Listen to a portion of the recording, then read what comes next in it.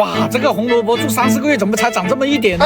是不是这个品种搞错了？这个是水果胡萝卜。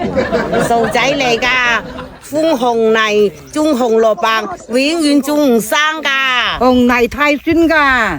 哦，对哦，红泥呢那个土壤土层比较厚啊，然后那个黏力又比较强，肥力比较差，里面有那个铝和铁的元素，所以就橙红色了，酸性强。生菜、菠菜、卷心菜、韭菜都要种在偏碱性的泥土里。要放那个调整土壤为碱性环境的那个肥料啊，那个化肥啊。什么化肥啊？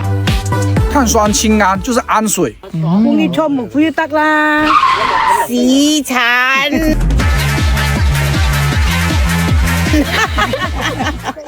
喜欢酸性环境的呢，就是花生、马铃薯、番薯这种。